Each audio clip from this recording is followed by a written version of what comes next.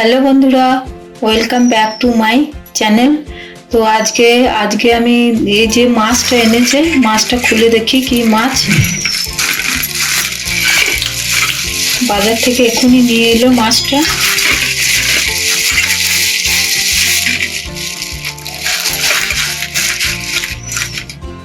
এটা মনে হচ্ছে সিলভার মাছ। তো আজকে সিলভার মাছের একটু ঝাল করব। চলো মাছটা আমি ধুয়ে নিই।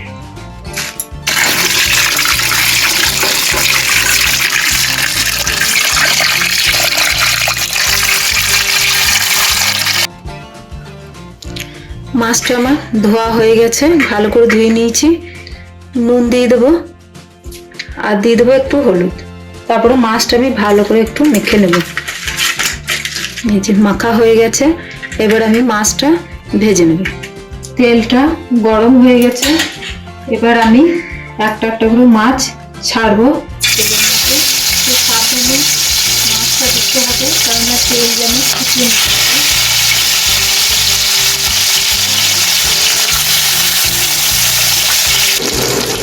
মাছটা আমার ভাজা হয়ে গেছে, এবার আমি মাছগুলোটা তুলে পুরো দিয়ে দেবো। এই যে তেজপাতাটা পুরো দিয়ে দেবো, 5 ফোড়ন, তারপরে দিয়ে দেবো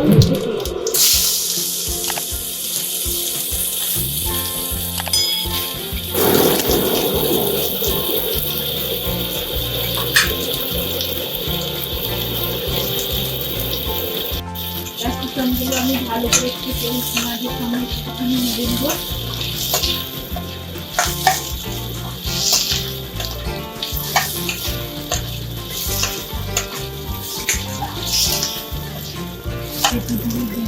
ভালো করে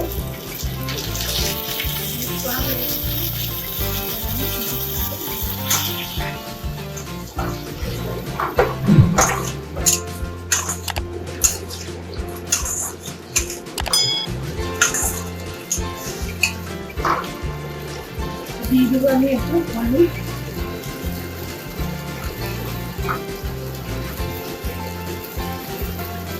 একটু জিরে গুঁড়ো, এটা ধনে গুঁড়ো,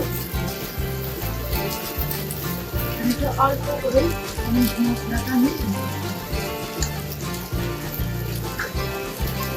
তারপর দিয়েছি লঙ্কা। আরো ভালো করে সবাই ভালো করে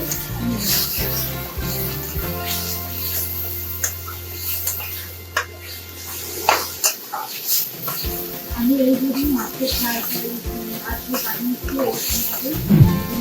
এরকমভাবে মাছের বানাও, অবশ্যই কমেন্টে জানাবে। তারপরে দিয়ে দেবো অল্প করে লবণ। তারপরে যদি মশলা জল নিয়ে দিচ্ছি।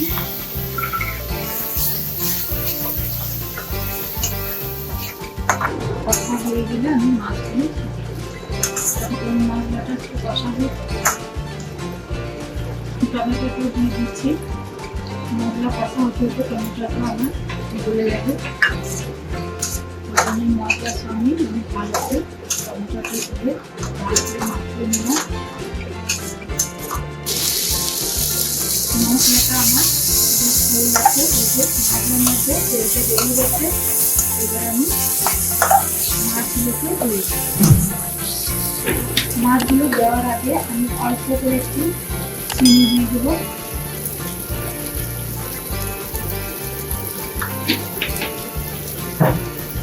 চিনিটা দিয়ে আমি একটু নিয়ে নিয়েছি।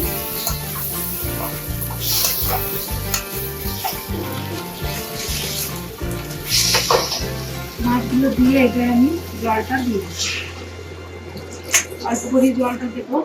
বেশি ঝোল রাখবো না, চালের মধ্যে বেশি ঝোল হয়ে গেলে ভালো লাগবে খেতে। ওই জন্য আমি অল্প করে জলটা দিয়েছি। এবার একটু ফুটে গেলে আমি হালকা করে গরম মশলা দিয়ে নামিয়ে দেবো। মাছের ঝালটা ফুটছে, এবার এরকম ভাবে আমি নামিয়ে নেবো। মাছটা একটু আমি করে দিয়েছি। এবার আমি এর মধ্যে হালকা করে একটু গরম মশলা দিয়েছি। আমি গরম মশলাটা দিয়েছি, তোমরা চাইলে এখানে দিতেও পারো, না দিতেও পারো। আমি একটুখানি গরম মশলা দিয়ে ভালো করে সব মাছের ঝালের মধ্যে আমি ভালো করে মিশিয়ে মাখি। হয়ে গেছে আমার মাছের ঝাল। আমি এরকম ভাবে মাছের ঝালটা আজকে বানিয়ে নিয়েছি। এবার গ্যাসটা আমি বন্ধ করে দেবো। কালারটাও খুব সুন্দর এসছে মাছের ঝালের, খেতে খুব ভালো লাগবে। এবার আমি একটা এই পাত্রের মধ্যে মাছের ঝালটা নামিয়ে দিই।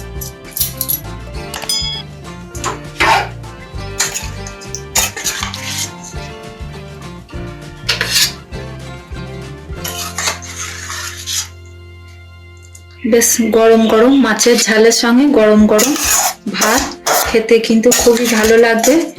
আজকে এই রেসিপিটা যদি ভালো লেগে থাকে তোমাদের অবশ্যই সবার শেষে লাইক, শেয়ার, সাবস্ক্রাইব অবশ্যই একটা করে দেবেন। এই যে আমি এই পাত্রের মধ্যে ঢেলে নিচ্ছি।